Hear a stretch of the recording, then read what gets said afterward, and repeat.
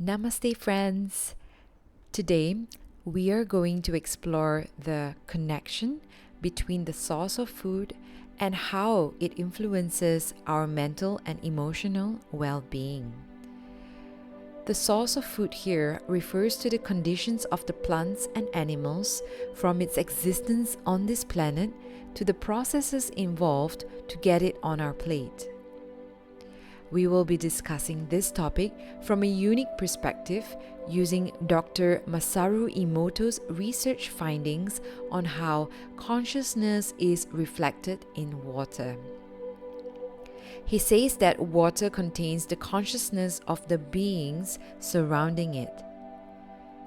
Think of water as a medium that is capable of storing information, just like a hard drive. Storing information of the vibrational states of the living beings surrounding it. Now, what is the connection between this and food? Well, since food is literally made of 70 to 90% water, this means that the consciousness of the plants and animals before they ended up on our plate is carried forward. As we are what we eat, the source of food can greatly influence our vibrational states and how we feel. I'm really excited about this topic because this is the first time I made a connection between Dr. Emoto's research and food. It happened while I was thinking of a scientific evidence to support my personal experiences of feeling an increased level of compassion when I switched to an organic plant-based diet. His research just popped into my mind, and I tried Googling about this relationship between his research and food, but there isn't much out there. So let me know your thoughts about this in the comments section below. Do you see a connection here too? Let's dive right in and investigate this together.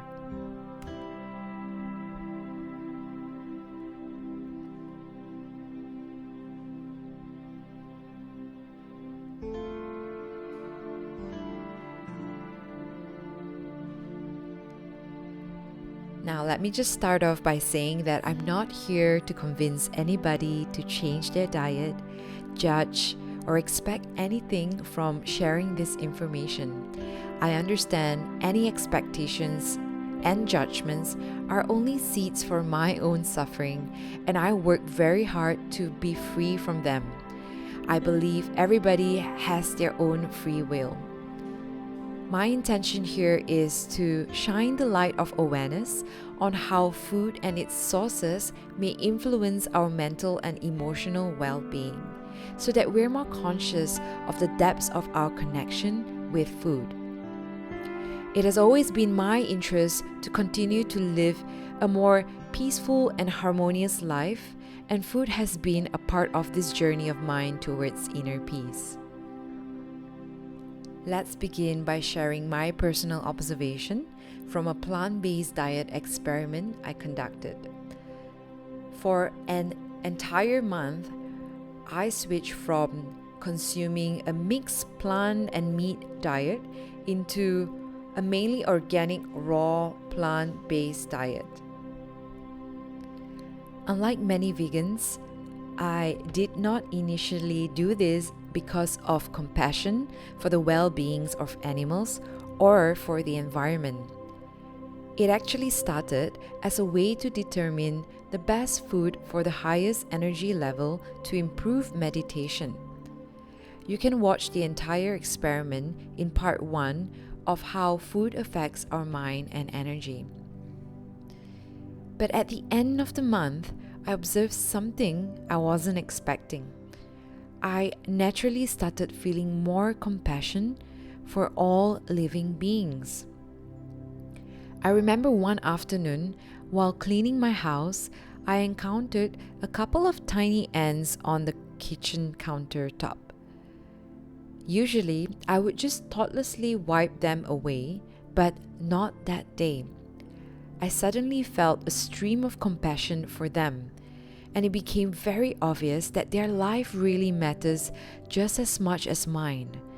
that no being is higher or lower, and every being deserves to live a harmonious life. Since then, I stopped killing any beings and valued all life forms. It all happened so naturally. I no longer crave for any meat, and I didn't have to suppress anything. It was effortlessly natural. This is another thing. It is so important to not suppress ourselves. Anything we suppress will only eventually blow up. And it has to happen naturally, or at least not by force. Now, at that time, I had a suspicion that it has something to do with my diet because it was the only thing that changed.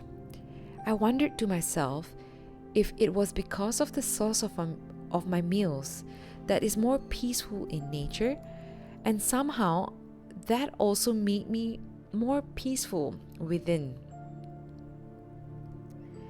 Another similarly bizarre experience is what I call the cucumber story. At the beginning of my spiritual journey, I spent some time learning from other meditators in Sarawak. I remember one afternoon I wanted to make a meal for them, and I was particularly excited about making some pickled cucumbers to go along with the main dish. It was my first time making pickled cucumbers, so throughout the entire process, I was feeling so excited, really, really excited. Now, when I served them the meal, one of the girls said, "I don't know why, but I just feel so excited when I eat this cucumber." She was very, very confused. And when I heard that, I was so astonished. And I told her that I was actually really excited about making these pickled cucumbers. And we had a good laugh about how our thoughts and emotions can be transferred through food and influence how we feel. They were already aware of such phenomena, but it was my first time hearing about this. And just note that the reason why that girl was able to detect my excitement is because meditation increases one's sensitivity to many things, including emotions and energy. So this is why she was able to sense it. Also, while I was traveling in India, I met several other masters and saints who kept saying the same thing. An ahimsa diet, which is a non-violent diet, is key to a yogi's spiritual journey. His mind will be peaceful, calm, and free from these mental and emotional volitions. They often emphasize on the importance of preparing meals in a joyful and loving manner, and always expressing gratitude in a form of prayer before our meals. Who would have thought how much positive impact one can have from ensuring their source of food and the entire process involved in the food preparation is peaceful and from a place of love? I quickly learned that the source of our food, where it comes from, whether it is peaceful or not, really matters. Firstly, it's because the welfare of these living beings itself matter. All beings on this earth are equal. Nobody is higher or lower. All beings deservingly want to live a happy and peaceful life. And secondly, the happiness or suffering level of these beings are transferred into our constitution energetically when we consume them. For example, if a chicken is caged up in tight spaces, stressed out, never felt the freedom of life, and is in constant fear of death, all of these emotions will be carried forward in its meat and eggs. This reminded me of Dr. Masaru Emoto's discovery that water reflects the consciousness of beings surrounding it. Dr. Emoto has gained worldwide acclaim through his groundbreaking research and discovery, proving that our thoughts have a direct effect on water crystal formation. And since our bodies are mostly water, our thoughts certainly affect not only ourselves, but the world around us. Here is a simplified version of his experiment. He placed water in separate jars and labeled them with a positive word and a negative word, respectively. He then froze the water because he found that water reveals its true nature or hidden message in its ice crystal form. He then photographed the structure of the ice crystals, and Dr. Emoto has shown that from beautiful words come beautiful crystals, and from mean-spirited negative words come malformed and misshapen crystals. What is the significance of this? It becomes clear when we remember that the adult human body is approximately 70% water. We can be hurt or unpeaceful emotionally, as the water can be physically changed for the worse by negativity. However, we are always closer to peace when surrounded by positive thoughts, words, intentions through its underlying vibrational frequency. Here are other examples of thought vibrations, negative and positive, and how it influences the expression of water in their ice crystal form.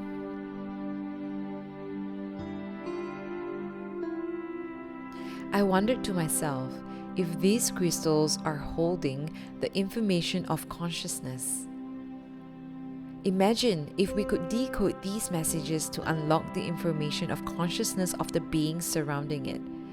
I imagined if water could be the natural hard drive of our planet, silently recording the happenings around us at the subtler level. Now, knowing this, Dr. Emoto was an advocate for peace, saying that water is very special to me. As a researcher, I have studied it and found that it has many magical qualities. I hope this will introduce you to the wonders of water so you will grow to love, value, and protect it. I hope you hear my message about water and use it to make positive changes for yourself and for our world. Dr. Emoto also stated that water not only reflects the physical world around it, but it also reflects the consciousness of the beings surrounding it. So what is the connection between his research and food? Well, we know that food is made of a certain percentage of water. Milk, for example, is 90% water, meat and eggs about 75%, vegetables around 90% water. This means that they also carry within them the consciousness of their own being and the beings surrounding them. If the source of food is not peaceful in nature, where the beings are suffering, then the food will contain that suffering consciousness or vibrational frequency. When we consume that, it gets integrated with our system and may cause some disharmony within us. So being mindful of where our food comes from and ensuring they're always peaceful in nature could help establish mental and emotional peace within us. Because food becomes a part of us, and to a certain extent, we are what we eat. Now let's take milk for example. Imagine a cow that is held captive all its life, and as soon as she is mature enough to be a mother, she is artificially inseminated. She then gives birth to its calf, only to realize its own baby is taken away from her. Every human being has a mother, or maybe is a mother herself. Can imagine this agony. Animals are no different. they have emotions too. The mother cow will be immensely in deep pain to see her baby taken away from her. Ce jeune veau est né pendant la nuit. Il n'a que quelques heures et sa vie commence par un déchirement. À peine mis au monde, il est aussitôt arraché à sa mère.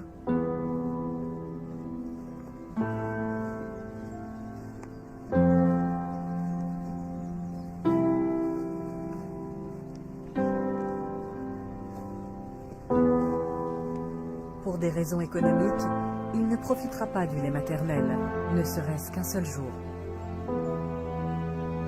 Sa mère est programmée pour produire du lait, pas pour nourrir des veaux, pas même le sien.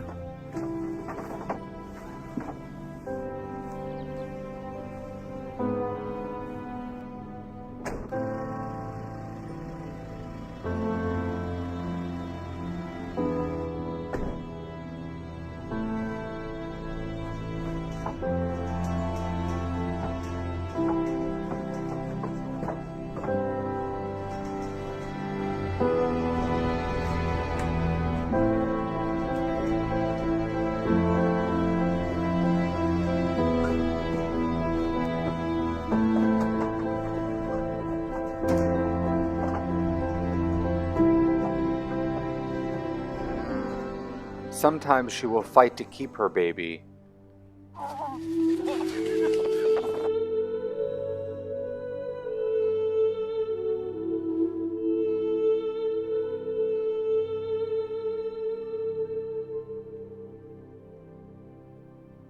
But she always loses.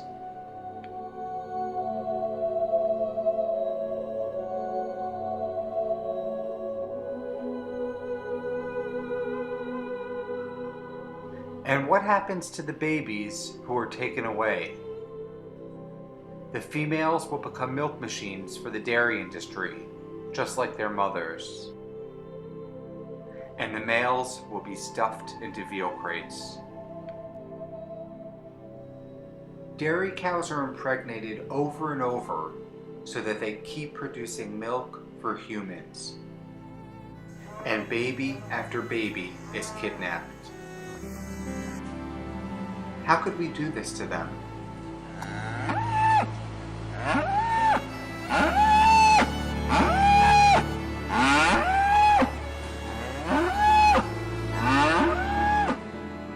We must be a voice for the grieving mothers.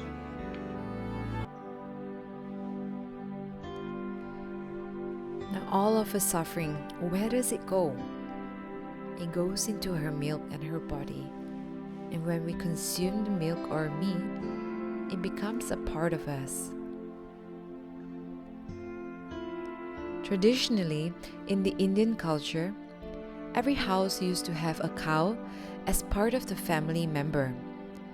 The cow and its calf is treated well, and the calf always gets to have enough milk from her mother.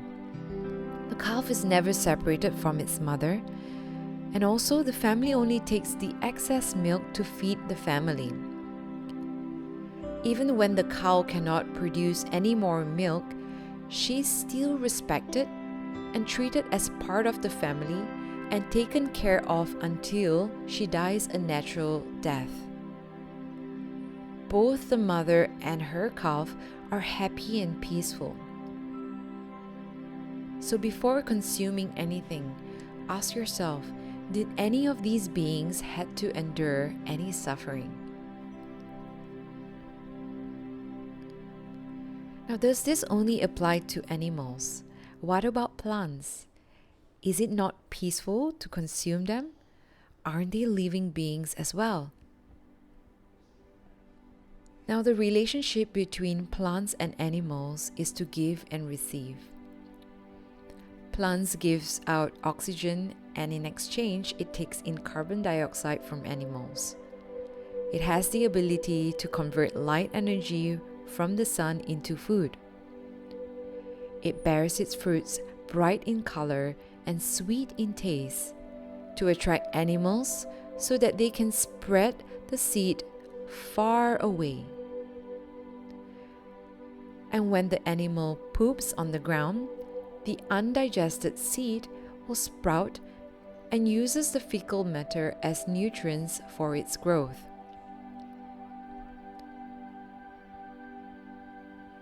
When you pluck the leaves, it keeps growing and growing in abundance to provide. In fact, the more you trim it, the more it branches out and grows. Its bright, colorful, and beautiful scents from its flowers attracts bees to pollinate. Plants also attract animals to get their seeds hooked on the animal's fur to spread its seeds far away. This ensures the continuity of their plant species by increasing their survival rate through widespread propagation. If a disease happened to infect a local area and wipe them out completely, the survival of their species is protected because of this widespread propagation.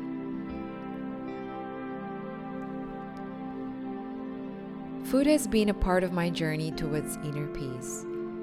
Being conscious of where our food comes from and the processes involved to get it on our plate really matters.